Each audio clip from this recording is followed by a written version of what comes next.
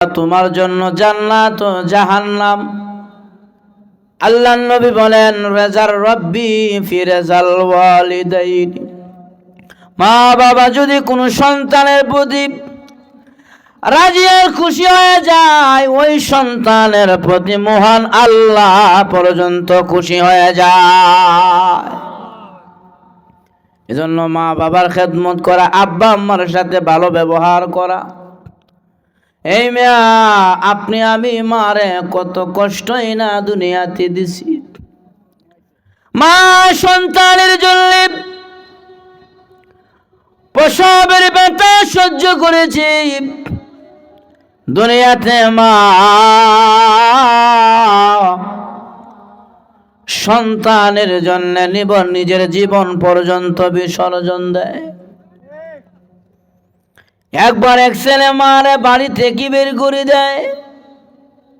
মার শরীরের চামড়া ভালো না, মায়ের মাথার চুলগুলো কুকরালো। এই মায়ের অবস্থা দেখিয়া মায়ের যে ছেলে, ওই ছেলের বন্ধু বান্ধবেরা বলে, বাইরে তোমার মার গঠন ভালো না, শরীরের চামড়া নষ্ট হয়ে গেছে, মাথার চুল কাটো হয়ে গেছে, তুমি আমাদের সাথে আসিও না, তোমাদেরকে আমরা নেব না। এবার ছেলেটা বাড়িতে আসি আমার কাছে গিয়া বলেন, এরা মহিলা, তোর জন্য আমি বন্ধু বান্ধবের কাছে সম্মান পাই না। এবার ছেলেটা আমার বাড়ি থেকে ঘাড় ধরে বের করে দিল, যা আমার বাড়ি থেকে বের হয়ে যা। জনম দুঃখিনী মা সন্তান যখন নাকি মার বাড়ি থেকে বের করে দিলেন, মার মনের মধ্যে বড় কষ্ট পেয়ে গেল। হায় রে, যে ছেলেটারে আমি মা 10 মাস 10 দিন পেটে ধারণ করিয়া প্রসব করেছি, ওই ছেলে আমি মাকে বাড়ি থেকে বের করে দেয়। এবার মা মনে কষ্ট নিয়ে চোখে দেখে না, মা চোখে দেখে না, অন্ধ মহিলা রাস্তায় বের হইলেন। রাস্তার মাঝখানে চলে যাওয়ার পরে একটি গাড়ি এসে মাকে ওই গাড়ির নিচে চাপা দিয়া মেরে ফেলে, অ্যাক্সিডেন্টে মরে যায়। এলাকার লোকেরা খোঁজাখুঁজি করতে লাগলেন, হাইরে কার মানুষ এই জায়গায় মারা গেল, ওনার কোনো আত্মীয় স্বজন আছে কিনা।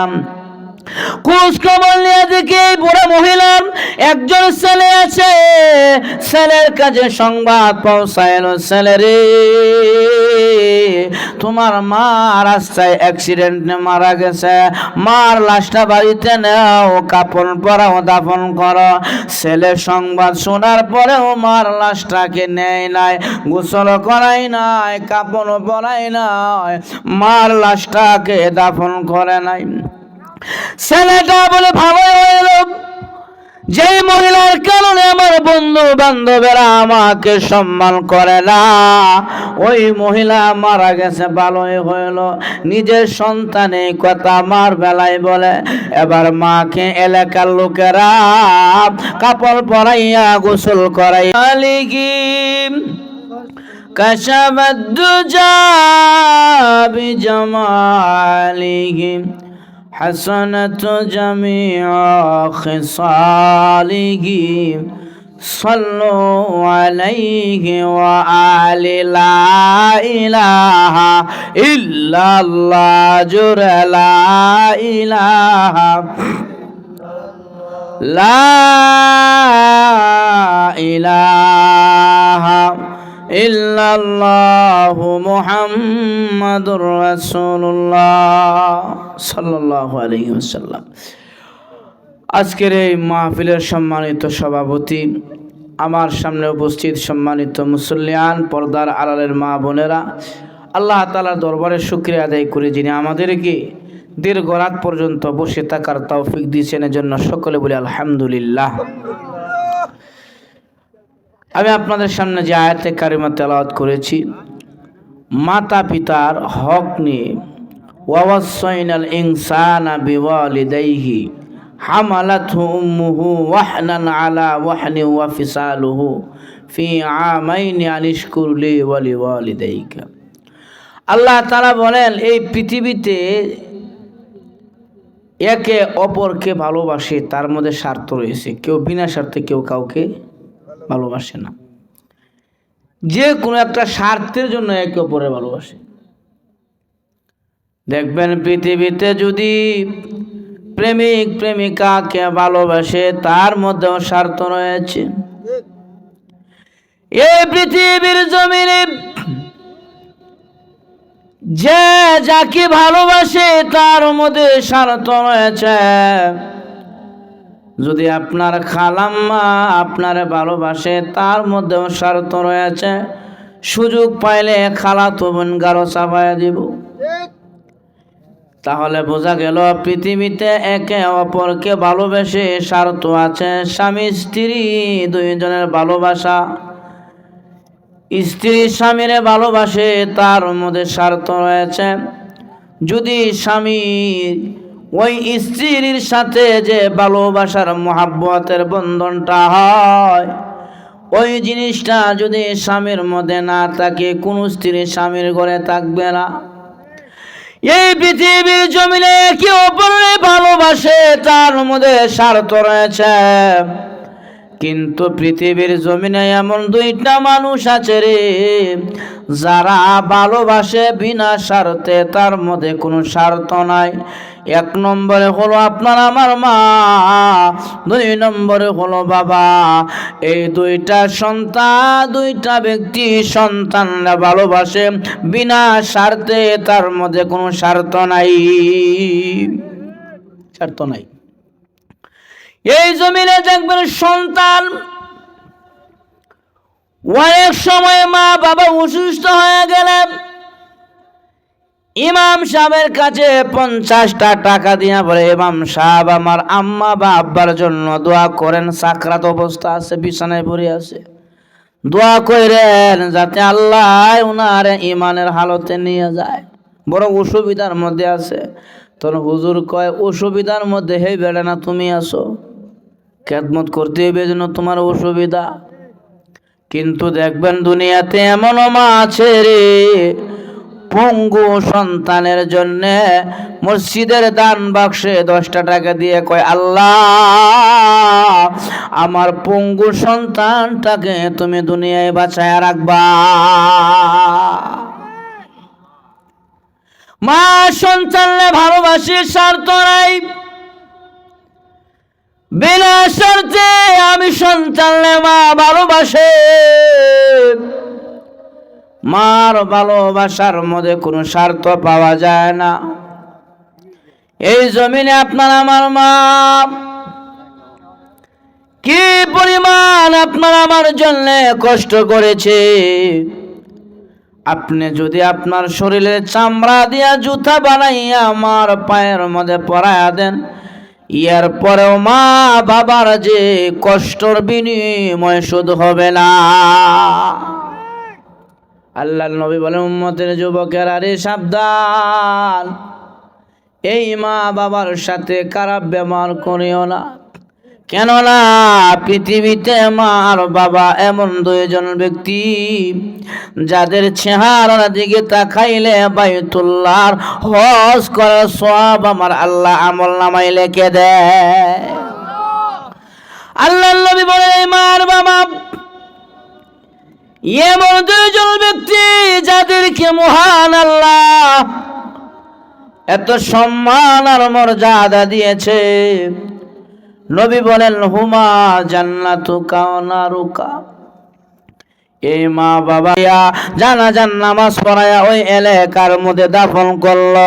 কিছুদিন যাওয়ার পর ওই ছেলেটা মা যে রুমের মধ্যে থাকতেন, মা যে রুমের মধ্যে ঘুমাইতেন, মা রুমের ভিতরে ঢুকছে, গিয়া দেখে মার ব্যবহারের কাপড়গুলো ঝুলন্ত আছে। ছেলেটা মার কাপড়ের দিকে তাকায় বলে, আল্লাহ এটা আমার মার কাপড়। শত কিছুর পরেও তো মা ছিল, যতই খারাপ আচরণ করুক না কেন মার কথা কোনো না কোনো সময় মনে হবে। মার কাপড়গুলো দেখিয়া এই ছেলেটা বলে, এটা আমার মায়ের রুম, মায়ের ঘর।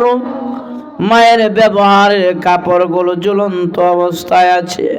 এবার ছেলেটা মা যে টেবিলের মধ্যে বসে পড়াশোনা লেখালেখি করতেন, ওই টেবিলের মাঝে বসিয়া ড্রয়ার টান দিলেন। ড্রয়ারের মধ্যে একটা ডায়েরি পাইলেন, খাতা পাইলেন। ওই ডায়েরিটার মধ্যে উপরে লেখা আছে আমি সন্তানের জন্ম বৃত্তান্ত সব কিছু মা শিক্ষিত মহিলা লিখে রাখছে। এবার ছেলেটা মা রেখে যাওয়া ডায়েরি উল্টাইতে লাগলেন। উল্টাইতে ডায়েরির মধ্যে এক জায়গায় লেখা আছে কোনো একদিন আমার মা আমি সন্তানদের শৈশবে ঘরে রাখিয়া আমার মা আরেক বাসায় কাজ করতে গিয়েছিল, কিন্তু কাজ করতে যাওয়ার পরে আমি সন্তান গড়েছিলাম ছোট বাচ্চা অবস্থায়। আমার মা কাজে আমাকে রেখে চলে গেল। হঠাৎ করে আমার ঘরের মধ্যে আগুন লেগেছে। ঘরের মধ্যে যখন আগুন লেগে যায়, ওই ভদ্র মহিলা আমার মা দৌড়ায় কাজ ফেলে বাড়িতে আসে। আসিয়া দেখে আমার ঘরের চতুর্দিক দিয়ে দাও দাও করে আগুন জ্বলে। এবার মহিলাটা হাউ মাউ করে চিল্লা চিল্লি করতে লাগলো। তার চিল্লা চিল্লির কারণে এলাকার মানুষ দৌড়ায় আসছে। এসে বলে মহিলা রে কেন কান্না করো? বলে আমার ছোট বাচ্চারা ঘরের ভিতরে, তাড়াতাড়ি করে আগুনটা নিভাও, আর না হয় আমার ছেলেটা পুরে ছাই হয়ে যাবে। এই কথা বলার পরে এলাকার মুরব্বীরা বলে মহিলা রে পাগলামি করিস না, যেভাবে আগুন জ্বলছে আগুন নিভাইবার মতন নয়। এবার মহিলা কয় মুরব্বীরা আগুনটা নিভাও, আমার কলিজার টুকরা সন্তান ঘরের ভিতরে। মুরব্বীরা কোনো কথাই মানে না। আমার মা ওই ওড়নাটা মাথায় বাঁধিয়া আগুনের মধ্যে জাপ দিয়া ঘরের ভিতরে ঢুকছে। গিয়া দেখে আমি সন্তান আগুনের তাপের কারণে হাউ মাউ করে কান্না করতেছি। আমার মা আমি সন্তান ভালো করে পেঁচে শরীরের সাথে মিশাইয়া আবার আগুনের মধ্যে জাপ দিলেন আমি সন্তানরা নিয়া। এই যে মা ঘরের ভিতরে ঢুকলো আর বের হইল, আগুনে মার শরীরের চামড়াটা জ্বালাইয়া দিছে। আগুনে মার মাথার চুলগুলো খাটো করে ফেলছে, পুরাইয়া দিছে। আগুনে মার চোখের জ্যোতি নষ্ট করে দিছে। যার কারণে মার শরীরের গঠন ভালো দেখা গেছে না। ছেলেটা ডায়েরির এই বিষয়টা পড়ে আর চোখের পানি ছেড়ে কান্না করে, কিরে কোন মহিলারে আমি বাড়ি থেকে বের করে দিলাম রে, যে মা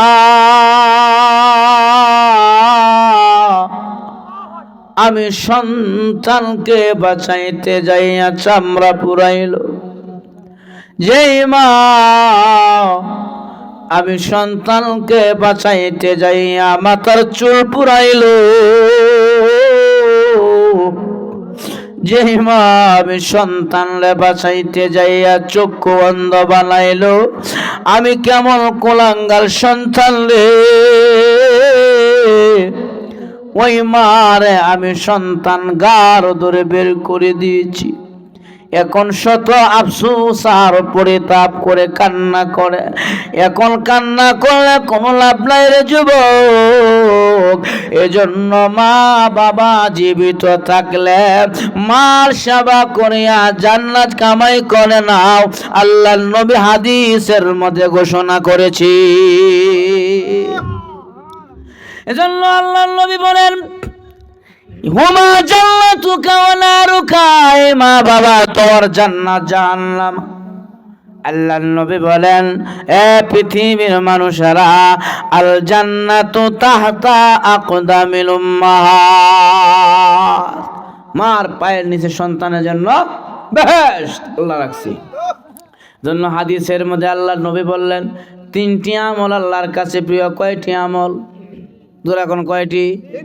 আইয়ুল আমালি আহাব্বু ইলাল্লাহ, আল্লাহর নবী বলেন আল্লাহর কাছে তিনটি আমল প্রিয়, তার মধ্যে প্রথম নম্বরে হলো কলা সলাতু লিওয়াক্তিহা, সময় মতো নামাজ আদায় করা। এই আমলটা আল্লাহর কাছে প্রিয়। দুই নম্বরে নবী বলছে কলা বিররুল ওয়ালিদাইনি, মা বাবার সেবা করা। এই আমলটা আল্লাহর কাছে প্রিয়। তিন নম্বরে আল্লাহর নবী বলছেন কলা আল জিহাদু ফি সাবিলিল্লাহ, আল্লাহর রাস্তায় জিহাদ করা। এই আমলটা আল্লাহর কাছে প্রিয়। তাহলে এক নম্বরে নামাজ, রাজি আছে? এক নম্বরে কি? নামাজ। আল্লাহ রাসূল বলেন মিফতাহুল জান্নাতিস সালাহ, নামাজ হলো বেহেশতের চাবি।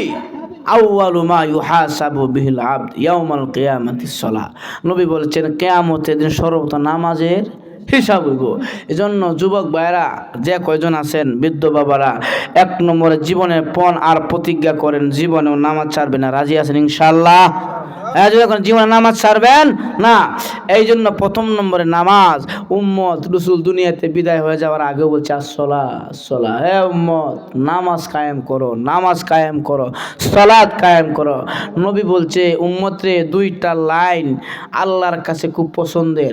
একটা হলো নামাজের কাতারে যে লাইন, এই লাইন এই কাতারটা আল্লাহর কাছে খুব পছন্দ। আর একটি লাইন হলো জিহাদের ময়দানে বান্দা উম্মত যখন দুশমনের সাথে ঐক্যবদ্ধভাবে জিহাদ করে, ওই জিহাদের লাইনটাও আল্লাহর কাছে পছন্দ। আল্লাহর নবী সাল্লাল্লাহু আলাইহি সাল্লাম নামাজ এত পরিমাণ নবীজি পড়ছে, আমাদেরকে তো ওয়াজ করে মসজিদে আনন্দ যায় না। এই যে ওয়াজ হয় নামাজ পড়েন নামাজ পড়েন, কিন্তু নাই ফজর মুসল্লি নাই। কিন্তু নবীজি যার আউয়াল ও আখেরের সমস্ত গুনাহ আল্লাহ মাফ করে দিছে, সেই নবী ইচ্ছা করে নামাজ না পড়ে শুয়ে থাকতে পারতো, যে কোনো গুনাহ নাই। আল্লাহর নবী এত লম্বা সেজদা করছে, এত লম্বা রুকু করছে।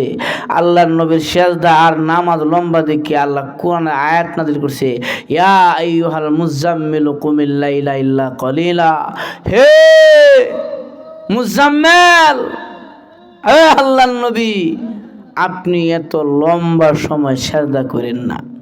নিসফাহু আবিনকুস মিনহু কলিলা, রাতের কিছু অংশ আপনি নামাজ পড়েন, কিছু অংশ ঘুমান। আপনার ঘুমের সময়টাও আমি আল্লাহ আপনার আমল নামার মধ্যে সওয়াব হিসাবে উঠাই দিব। সুবহানাল্লাহ। নবীর আয়াত নাজিল করে কই এত লম্বা নামাজ পড়েন না, আর আপনারা আমারে ওয়াজ করে মুর্শিদ আনা যায় না। যাও যে কয়জন আয়ে মুর্শিদ, সূরা কেরাত নাই ঠিক, উজু নাই ঠিক, আছে না নাই? ঠিক মতো না উজু করতে জানে না, ঠিক মতো না সূরা কেরাত পড়তে, তাব্বাত ইয়াদা আবে আবে লাহাবে, আছে না নাই? আরে বাপ রে বাপ, সূরা কেরাত ধরলে যে কত রঙের ভুল হয়, এটা হিসাব ছাড়া। কারণ অন বুড়া হয়ে গেছে। আমার এক মুসল্লি, আমি আগের দিন থাকতাম, এক মুসল্লি তাবলি হয়ে গেছে, যাওয়ার পরে 40 দিন তো মনে করে সিস্টেম এক চিল্লার লাগি। এখন বেড়ারে তাব্বাতি আদা সুরা মস্ক খড়াইতে খালি কয় তাব্বাত এদা আবি লাহাব হাম্মা লাতাল ফাতাল। এই যে 40 দিন মা আগে না, এটা আর ঠিক হইল না। আগুন আর মা আগে না, আমরা হাম্মা লাতাল হাতব বেড়া কয় হাম্মা লাতাল ফাতাল। 40 দিন বেড়ারে মস্ত করে আর লাতাল ফাতাল ঠিক হইল না। তো আমাদের যে কয়েকজন মসজিদে যাওয়া আমাদের সূরা কেরাত অবস্থাটা হইলো এমন। আর নিয়ত মনে করুন যেন কোন সময় গেলে মসজিদে বাইরে যাইতো, এখন ঠিক না? মসজিদে কোন সময় বের হইয়া চলে যাইতো। মিয়া মসজিদও ঢুকলে একবার মসজিদে গিয়েছে এশার নামাজের টাইমে। এশার নামাজ কয় রাকাত? 4 রাকাত। 4 রাকাত না? ফরজ 4 রাকাত। এখন এশার নামাজে দাঁড়াইছে বেটা, প্রতিদিনই বেটা নামাজটা পড়ে এশারের। তো একদিন ইমাম সাহেব রাকাত একটা কম পড়ছে, 4 রাকাত 3 রাকাত পড়ছে, সালাম ফিরে আছে। যে বেটা ফাঁসে খার হয়েছে, বেটা মূর্খ মানুষ আর কি, সূরা কেরাত কিছু জানে না, ঠিক মতনে নামাজের ল্যাম্পটা নাই, ফট করে বেটা লোকমা দিয়ে বসে।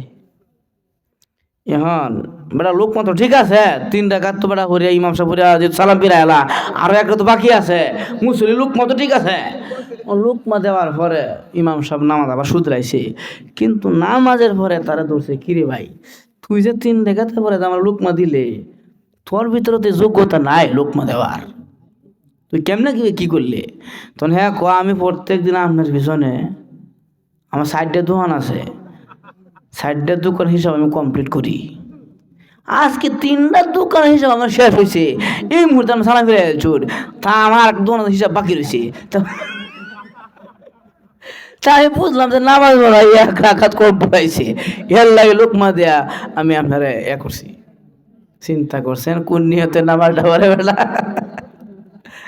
এই জন্য আমরা যে কয়জন আসি এক তো নাই আমাদের মন মানসিকতা নামাজের মধ্যে খতকে বের হয়ে যাবে এই না শোনেন যদি কোনো মুসল্লি এতে কাফের নিয়তে মসজিদে গিয়া বসে থাকে তার গুনাহগুলো ফেরেশতারা বাহির লইয়া দাঁড়ায় থাকে মুসল্লি গুনাহ নিয়ে মসজিদে ঢুকতে পারে না গুনাহগার জন্য মসজিদ না পবিত্র হয়ে ঢুকে যখন ফেরেশতারা বাইরে গুনাহ নিয়ে দাঁড়ায় থাকে এবার মুসল্লির নামাজ পড়লো নফল ইবাদত করলো জিকির আজকার করলো বের হয় না ফেরেশতারা কো আল্লাহ গো কিন্তু বের হয় না দাঁড়ায় থাক ফেরেশতা কো আল্লাহ গুনার ভার আর বহন করতে পারতাছি না যা পাহাড়ের কাছে লইয়া থাকে কোট রাখবার লাগি পাহাড়ের কাছে গিয়ে কয় পাহাড় রে নে বান্দার গুনাহ নে পাহাড় কয় আমি দম ফিরে যাইম গা গুনাহ সাবধান আমার কাছে আনিস না সমুদ্র আমি একবারে শেষ হয়ে যাব আনিস না সমুদ্রও নেয় না পাহাড়ও নেয় না ফেরেশতারা কয় আমিও হালাক হয়ে যাচ্ছি আল্লাহ তোমার বান্দাও দেখা যায় মসজিদে বের হয় না আল্লাহ কয় সমুদ্রও নিল না পাহাড়েও নিল না তুমি ফেরেশতাও বহন করতে পারছো না আমার বান্দাও মসজিদ থেকে বের হয় না ফেরেশতারা রে যা আমার বান্দা যেহেতু আমি আল্লাহর পাগলে পাগল হয়ে গেল এজন্য বান্দার সমস্ত গুনাহ খাতা আমি আল্লাহ মাফ করে দিলাম তখন বান্দা নিষ্পাপ হয়ে মসজিদ থেকে বের হয় আর এই জন্য মসজিদে সময় দেওয়ান দূরে কর মসজিদে কি দেন সময় দেওয়ান কিন্তু আমরা চার দোকানে কয়ে নসিরুদ্দি চাটা বানা বলে চা বানাইতাম আমাদের যে টাইম হয়ে জায়গা আমি কি মুসিকে বই থাকবো যা মুহারামু বানা